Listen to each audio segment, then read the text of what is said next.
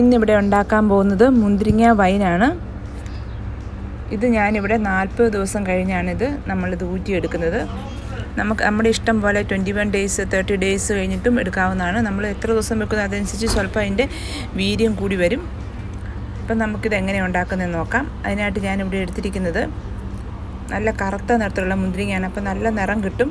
പിന്നെ ഗോതമ്പ്, കറുവപ്പട്ട, ഏലക്ക, ഗ്രാമ്പൂ, പിന്നെ നമ്മൾ പഞ്ചസാര, പിന്നെ തിളപ്പിച്ചാറിച്ച വെള്ളം, ഇത്ര സാധനങ്ങളാണ് നമുക്കിതിനായിട്ട് വേണ്ടത്. നമുക്ക് ഈ ഗോതമ്പ് ഏകദേശം ഒരു 100 ഗ്രാം ഗോതമ്പാണ്, മുഴുവനായിട്ടുള്ള ഗോതമ്പാണ് എടുത്തിരിക്കുന്നത്. ഗോതമ്പും കറുവാപ്പട്ട, ഏലക്ക, ഗ്രാമ്പു അത് 2-3 വെച്ച് മതി. കറുവാപ്പട്ട ഒരു ചെറിയ പീസ് മതിയാവും. ഇതെല്ലാം കൂടെ നമ്മളൊരു ചെറിയ പീസ് തുണിയിൽ കിഴി കെട്ടി നമ്മൾ അതിനകത്ത് ഇടുകയാണ് ചെയ്യുന്നത്. നമുക്കിതെല്ലാം കൂടെ ഒരു തുണിയിൽ പൊതിഞ്ഞ് ഒരു കിഴി രൂപത്തിലാക്കി വെക്കാം.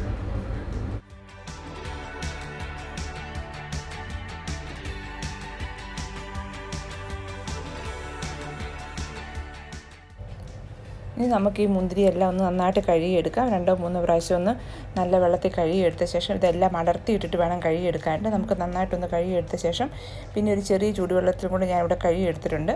അത് കഴുകി വാരി വെള്ളം പോകാൻ വേണ്ടി വെച്ചാൽ മതി. ഫുള്ളായിട്ട് ഡ്രൈ ആകണം നിർബന്ധമില്ലാതെ. വെള്ളം ഇരുന്നോർത്ത് കുഴപ്പമൊന്നുമില്ല. എന്നിട്ട് നമുക്കത് കുറേശ്ശെ ഇട്ട് കൊടുക്കാം. നമ്മൾ എടുക്കുന്ന ഒരു പാത്രം, അത് ഗ്ലാസ് കണ്ടെയ്നറാണ് ഒന്നുകൂടെ നല്ലത്. അതിനകത്തേക്ക് ഇട്ട് ലെയറായിട്ട് പഞ്ചസാരയും ഈ മുന്തിരിങ്ങയും കൂടെ ഇട്ട് കൊടുക്കാം.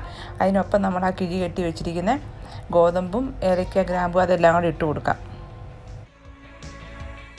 ഞാനിവിടെ എടുത്തിരിക്കുന്ന കണക്ക് 1 കിലോ മുന്തിരിങ്ങയ്ക്ക് 3/4 കിലോ പഞ്ചസാരയും 1 ലിറ്റർ അല്ലെങ്കിൽ 1.5 കുപ്പി വെള്ളം, അതാണ് ഇതിൻ്റെ കണക്ക്. നമ്മൾ അതനുസരിച്ചുള്ള വെള്ളം തിളപ്പിച്ചാറിച്ച് വെക്കണം. പഞ്ചസാരയുടെ അളവെല്ലാം കൃത്യമായിരിക്കാൻ നോക്കണം. എന്നാലേ നമുക്ക് വൈൻ ശരിക്കും നല്ല ഇതിൽ തന്നെ കിട്ടത്തുള്ളൂ.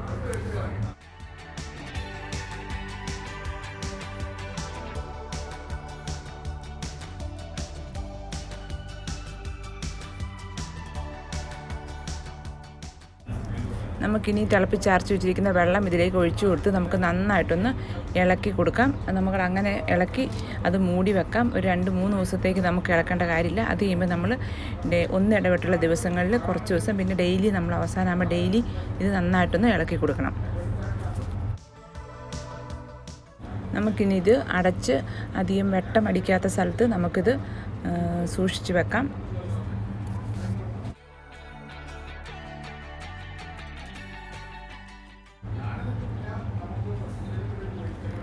ഇതിപ്പം 40 ദിവസമായിട്ടുണ്ട്.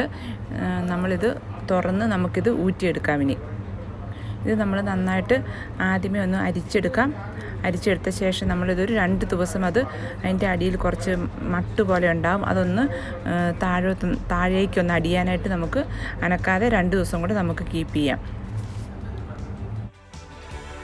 ഇതിപ്പോൾ 2 ദിവസം കഴിഞ്ഞപ്പോൾ അതിൻ്റെ മട്ടെല്ലാം ഊറി വന്ന് ഇത് നല്ല കളറായിട്ടുണ്ട്. നമുക്കിനി ഇത് ഗ്ലാസ് ബോട്ടിലിൽ സൂക്ഷിച്ച് വെക്കാവുന്നതാണ്. അതെല്ലാവർക്കും ഇഷ്ടപ്പെട്ടെങ്കിൽ ലൈക്ക് ചെയ്യാനും ഷെയർ ചെയ്യാനും മറക്കല്ല്. ആദ്യമായിട്ട് ഈ ചാനൽ കാണുന്നെങ്കിൽ സബ്സ്ക്രൈബ് ചെയ്യാനും മറക്കല്ല്.